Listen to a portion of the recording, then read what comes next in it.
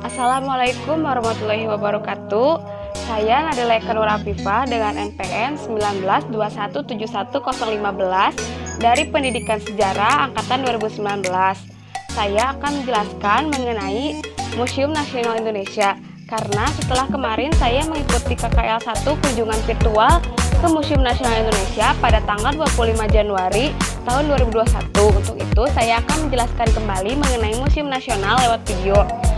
Untuk itu mohon disimak video yang telah saya buat. Wassalamualaikum warahmatullahi wabarakatuh. Terima kasih.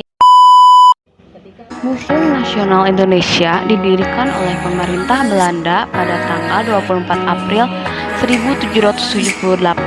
Dulunya museum ini bernama Batavia's Genootschap van Kunsten en Wetenschappen dan sekaligus menjadi organisasi bagi para ilmuwan Belanda yang ada di Batavia.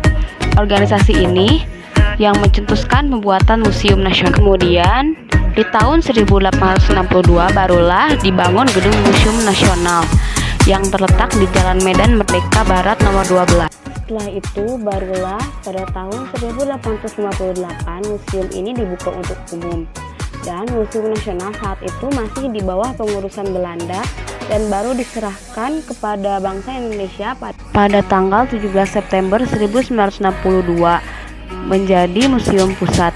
Barulah secara resmi diserahkan kepada bangsa Indonesia pada tanggal 28 Mei tahun 1979 diubah menjadi Museum Nasional. Pada umumnya banyak orang mengenal Museum Nasional ini dengan nama Museum Gajah atau Gedung Gajah karena di halaman depan museum terdapat arca gajah perunggu yang merupakan hadiah dari Raja Thailand yang bernama Di dalam video ini saya mengakses heritage resmi milik Museum Nasional yang dapat diakses secara online di web sehingga kita dapat melakukan kunjungan museum secara virtual. Adapun Museum Nasional memiliki lebih dari 197.000 koleksi yang diklasifikasikan menjadi 7, yakni ada prasejarah, arkeologi, etnografi, geografi, sejarah, keramik, dan numismatik dan heraldik.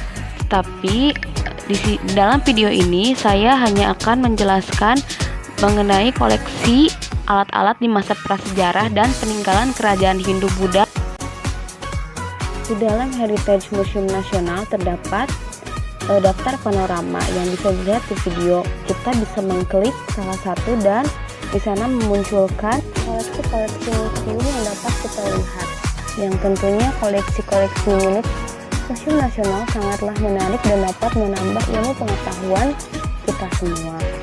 Karena saya akan membahas mengenai koleksi zaman prasejarah, untuk itu saya ke lantai 3.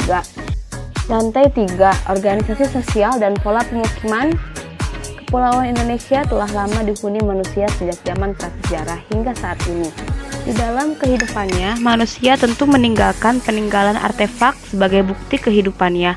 Adapun artefak tersebut berupa peralatan sehari-hari seperti perhiasan, alat kekuasaan, alat keagamaan, dan lainnya. Adapun di dalam Museum Nasional ini saya akan menunjukkan beberapa koleksi peninggalan di zaman prasejarah. Yaitu koleksi pertama ada nekara. Koleksi ini merupakan sebuah nekara atau gendang. Nekara ini merupakan peninggalan dari kebudayaan Dongson, yaitu yang terletak di Vietnam Utara. Kebudayaan tersebut hidup pada zaman milenium pertama dari sebelum Masehi, dan nekara telah banyak ditemukan di seluruh Asia Tenggara. Adapun nekara yang ditemukan di Indonesia pada umumnya sebagian besar ditemukan pada rute dagang laut, di mana nekara tersebut penemuan dari zaman perunggu. Adapun nekara yang ditemukan dan diletakkan di dalam koleksi Museum Nasional ini yaitu ditemukan di Semarang, daerah Jawa Tengah. Nekara tersebut berbahan dasar perunggu. Selain itu, nekara sering digunakan untuk barter dan sering pula digunakan untuk berbagai upacara adat peribadatan, yaitu untuk meminta hujan. Nekara ini juga melambangkan kekuasaan, pangkat, serta status. Koleksi selanjutnya ada moko. Moko adalah pusaka yang berharga yang hampir mirip seperti nekara, di mana moko ini diperkirakan hasil dari peninggalan dari kebudayaan Dongson Vietnam Utara 2500 tahun yang lalu dari zaman perunggu. Bagi masyarakat Alor, moko adalah pusaka yang sangatlah berharga karena dijadikan sebagai mas kawin. Moko juga dapat dijadikan untuk barter dalam perdamaian, dan moko ini berbentuk lojong seperti dandang. Bisa dilihat dalam video ini masih banyak sekali peninggalan-peninggalan zaman prasejarah yang tidak bisa saya jelaskan satu-satu. Begitu banyak sekali peninggalan koleksi yang tersimpan di dalam Museum Nasional ini. Saya akan menjelaskan koleksi yang terakhir, yaitu ada kalabubu. Dan koleksi yang terakhir ada kalabubu. Kalabubu adalah kalung pelindung bagi para pemburu kepala dari suku Nias, di mana kalung ini dipakai oleh para prajurit dan mampu menahan tebasan telugo ataupun golok di dalam peperangan. Karena bahan pembuatan kalabubu sangatlah kuat. Kalung ini terbuat dari logam dan tembaga serta batok dengan presisi yang sangat tinggi. Ada tingkatan yang dibedakan dengan pola di dalam ukuran kalabubu. Biasanya kalabubu yang dipakai oleh para raja kalangan atas, kalabubu tersebut terdapat motif yang sama. Sedangkan bagi rakyat biasa menggunakan kalabubu dengan motif sederhana. Kalabubu juga merupakan suatu simbol kekuasaan bagi seseorang. Selanjutnya saya akan melihat di bagian halaman depan Gedung Lama, di mana di halaman gedung depan ini terdapat patung gajah yang seperti sudah dijelaskan di awal bahwa patung gajah tersebut merupakan hadiah dari Raja Thailand Chulalongkorn. Di bagian selasar ini terdapat banyak koleksi-koleksi peninggalan dari zaman kerajaan Hindu dan Buddha. Di dalam video ini saya akan menjelaskan beberapa koleksi yang ada di dalam Museum Nasional ini. Yang pertama ada arca Bhairawa. Arca ini merupakan koleksi paling besar dan tinggi yang ada di Museum Nasional. Arca ini memiliki tinggi 4 meter dan berat 4 ton. Terlihat arca ini memegang belati di tangan dan di kakinya terdapat banyak tengkorak.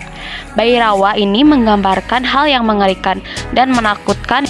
Dalam tradisi Hindu, Bhairawa ini merupakan perwujudan Dewa Siwa atau Dewa Penghancur, tetapi disucikan dalam tradisi Buddha Tantrayana. Para pemuja Bhairawa melakukan hal-hal ekstremis, yaitu menyatu dengan dewata untuk mendapatkan kesaktian.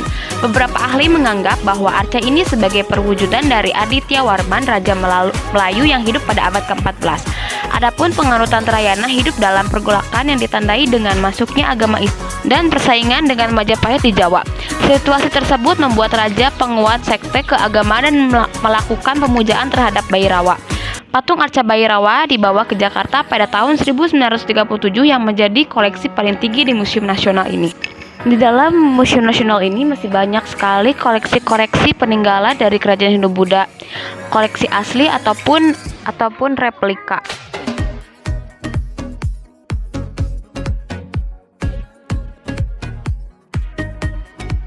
Kemudian beralih ke lantai 2, ilmu pengetahuan, ilmu dan teknologi. Di dalam sini menjelaskan berbagai macam koleksi yang berkaitan dengan aktivitas manusia dan tentunya berkaitan dengan pengetahuan. Di lantai 2 ini terdapat koleksi-koleksi peninggalan zaman kerajaan Hindu Buddha. Untuk itu di dalam video ini saya akan menjelaskan beberapa koleksi dari Museum Nasional ini. Koleksi yang pertama ada Prasasti Mulawarman I. Prasasti ini peninggalan dari kerajaan tertua Nusantara, yakni Kerajaan Kurtai Matapura. Prasasti ini merupakan salah satu dari 7 prasasti Yupa yang ditemukan di Kalimantan Timur. Prasasti ini menceritakan tentang silsilah Raja Mulawarman yang beragama Hindu, dan Raja Mulawarman merupakan raja dari Kerajaan Kutai yang mampu memimpin Kutai menjadi makmur. Raja Mulawarman merupakan raja yang sangat murah hati terhadap rakyat dan para pemuka agama setempat.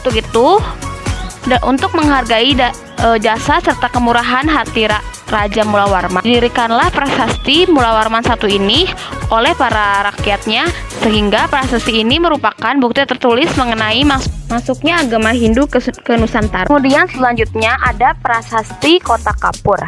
Prasasti ini sangat penting karena memuat pertama kali nama Sriwijaya. Hingga Prasasti Kota Kapur ini merupakan peninggalan dari Kerajaan Sriwijaya. Kerajaan Sriwijaya merupakan kemaharajaan maritim pertama di Nusantara yang wilayah kekuasaannya sangat luas sekali, termasuk Pulau Bangka, tempat prasasti ini ditemukan. Prasasti ini ditulis dalam aksara Palawa dan dalam bahasa Melayu kuno. Prasasti Kota Kapur ini berisi tentang kalimat-kalimat ancaman serta kutukan kepada mereka yang tidak setia pada kedaulatan kemaharajaan Sriwijaya, di mana raja akan menghukum dengan kematian dan menyerang dengan pasukan bagi yang berkhianat dan tidak setia.